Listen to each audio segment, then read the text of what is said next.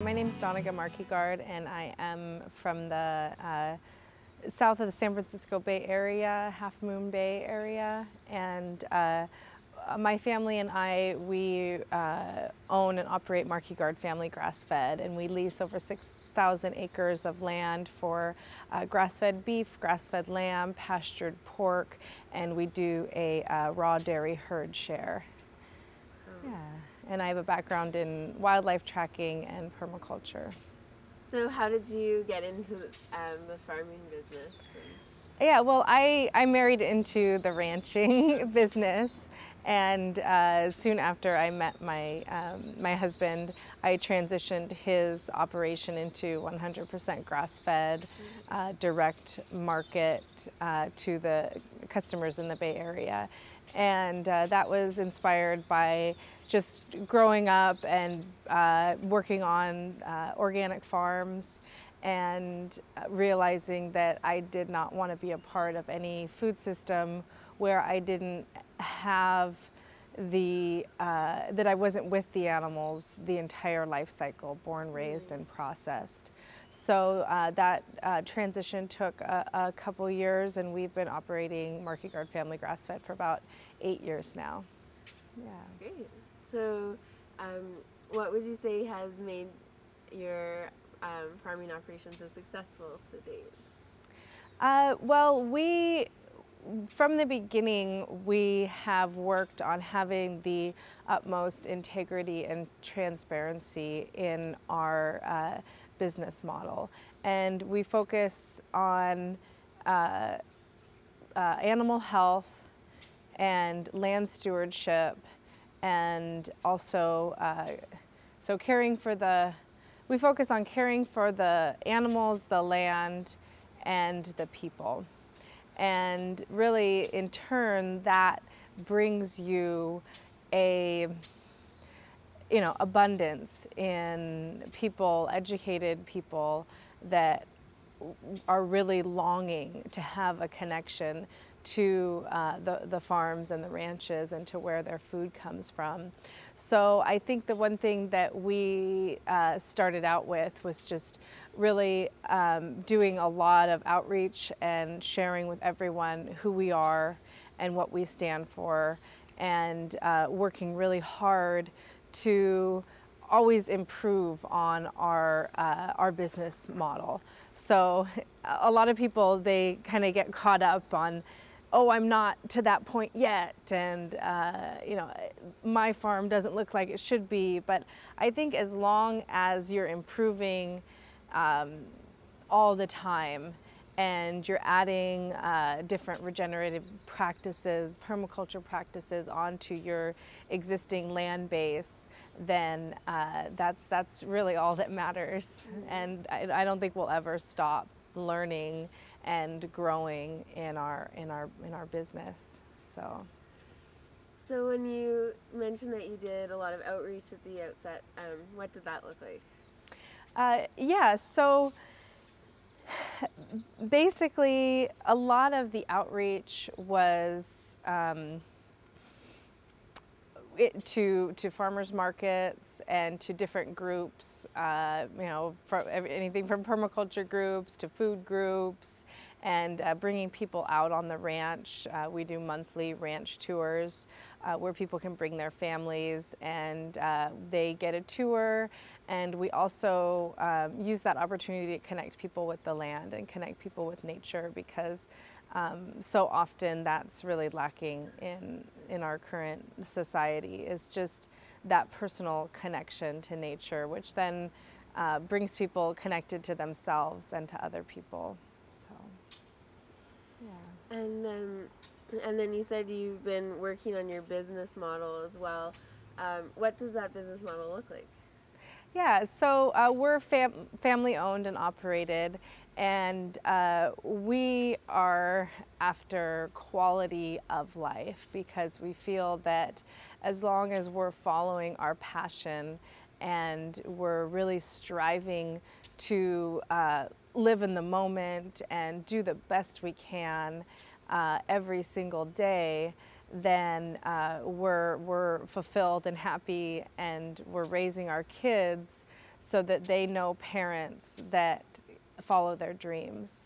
And then that will inspire them as well to follow their dreams. So our kids are out with us all the time. We homeschool our kids, and you know, I'm up at 5 a.m. milking the cows, and they'll come out in their pajamas and help me do chores on their bicycle. And I really want to pass along those values to our children of hard work and hard play. Mm-hmm. So they really, they have thousands of acres just to explore and to roam and to track animals and to hop on rocks up streams. And that's really what needs to happen with every single kid in the world, is to have that opportunity just to be in nature and not to be separated and taken away from it. So okay, so what have some of the challenges been in running this business? Well, in any ranching business or farming, ranching, it's very expensive. There's a lot of upfront investment that needs to happen. And my husband and I have both really made big sacrifices in terms of our workload. We've taken off-farm jobs. I work part-time as a activist advocate for policy transformation, and I do some permaculture consulting. So we work probably both of us 2 full-time jobs, just being able to keep up with the trajectory of growth. And that's a big thing, is when your life and your livelihood depends on the income that you're getting directly from the land, directly from the earth, then you need to get to a certain scale in order for that to have long-term sustainability.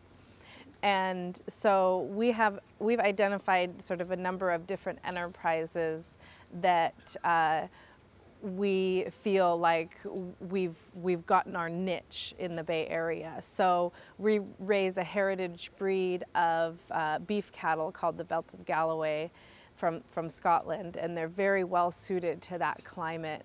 And that was a big risk that we took to make the leap to invest in these genetics and in these bloodlines. But it's paid off in so many other ways, because we have these beautiful, healthy animals on the land that are very well suited for the climate. And so the grass-fed beef is our main income generator. And we lease 6 different ranches across the Bay Area, and most of those ranches just purely have the beef cattle. And they're all managed holistically, and we look at a holistic grazing plan for each of those ranches. Some of them are seasonal, and we look at all the seasons and observe and move our animals according to the grasses and the seasons. And that can definitely be a challenge, especially when we've had 3 years of drought, and this has been the driest year on record. However, every crisis is an opportunity. So it's really caused us to diversify our land management practices, and we're doing more key line this year than we ever have, because we realize we need to capture every single drop of rain in this drought. And we just took on another 2,000-acre ranch, which has really enabled us to stay afloat during the drought, because now that there's not as much forage, we need more land to sustain a smaller number of animals. So that's interesting, and that's kind of something we haven't heard as much in these interviews, is it seems like you've expanded outwards in order to stay afloat, whereas I think we've talked to some people who have tended to start small and have these little steps, and it sounds like 2,000 acres additional, you know, like taking on a lot. So is it just you and your husband that? Yeah, it's my husband and I and our kids, and then we take interns on, and we feel like the mentoring aspect is a big part of it, to be able to provide young people with that opportunity to learn and to work with the animals. And you can't get that from a university. You can't be, you know, wake up in the morning and go and milk the cows, and then an hour later go move 200 head of cattle and move water around and learn how to build fence. There's no university that can teach you those primary lessons that most farm and ranch kids knew how to do 50 years ago. Right. So is there anything that you've learned from running this business that you'd maybe do differently if you could start over? You know, a lot of it has just been really synchronistic, and we make connections with landowners and people that are really supportive of our practices. I think that education is a huge piece of this, and because everyone is longing to do the best they can for their land, but there's a lot of misinformation out there. And I think there's a lot of room for research and education on regenerative practices on these broad acre landscapes. And there's so many broad acre landscapes that are underutilized, that basically the barns are falling down and the homes are abandoned, and the people have left the rural areas, and not necessarily on their own choosing.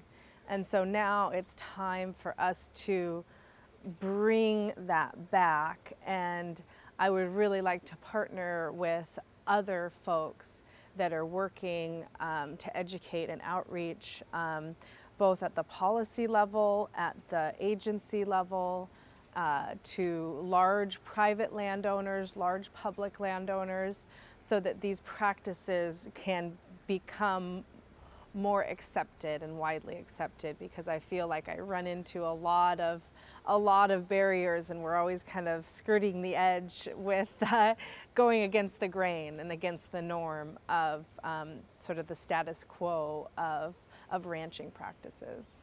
Right. So you kind of got to my next question. We're kind of looking for opportunities for people that want to get into this kind of thing, and it sounds like there's a lot of abandoned land, and that the ownership of land is really changing hands right now, just as this older farming generation retires, and it's kind of a less attractive plan for young people, at least in the mainstream. So what would you say some of those opportunities are for people that are looking to get into this? Yeah, so it's different wherever you are in the world. And where I am in particular on the California coast in the Bay Area, most of the land is sort of already spoken for. There's not really a way to get in and do this on a large scale unless you have a lot of backing. So for young people to get into this, the first thing I would say is to get an internship with someone, and then after that, try to manage someone else's ranch on their dime. And then after that, start building. And we know of one family, large ranching family in South Dakota, and their kids are just so motivated and passionate to go off and start their own businesses, because they've been raised similar to the way my kids are raised. So they go and they work for other ranches, in Montana or Wyoming, and they just work so hard and they love it. They're so passionate about it, and their payment is in heifers, right? You think, like, how can you get any better than that, right? You have this young person, 16, 17, 18-year-old, and they're working for you, and instead of handing them a check where they can go out and buy a new truck, they get the start of a herd. And then once they get those heifers and they breed them, and then they have calves, and then they save the calves, and the growth can be exponential. And you start gaining partnerships with landowners, and there's a big shift in grassland management now than 20 years ago. 20 years ago, the land trusts and the public agencies were kicking the cattle off the land. They saw cattle as bad. And now they're seeing, okay, let's bring them on in a managed way to meet the goals of resource management. There's still a big gap between sort of that holistic goal of continual regeneration of these lands and where a lot of the sort of resource management practices are.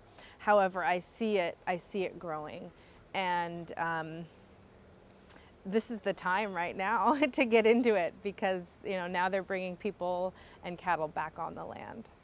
Mm-hmm. So, and you almost answered my next question too, which is just whether you have any advice or insights. You mentioned getting an internship for people that are looking to get involved. Are there any other pieces of advice, somebody that wants to start their own farm? Yeah, start saving money. One of the things that we did in this drought, because we were stretched so thin, was we got a Kiva Zip loan, and it's a 0% crowdfunding loan. And that enabled us to develop our gravity-fed windmill water system to our multiple paddocks for our management-intensive grazing. So without that Kiva Zip loan, it would have been high-interest credit cards, or one thing you want to be careful is don't get yourself into credit card debt, because you can't pay off a high interest loan on a farming income. Right. Do you have any advice for people that are already farmers who are looking to bring in interns? Have you learned anything from that experience? Yeah, be really strict with the interview process. Know exactly the type of person that you're looking for that will fit your personality, and before you start your interview process. So establish a list of criteria that you're looking for, and don't publish that criteria, but know that criteria. And frankly, we've had some of the best interns that have no experience whatsoever, and maybe coming from downtown San Francisco. And a lot of it just has to do with their attitude and their willingness to learn and work hard and be immersed. That's a big part of it.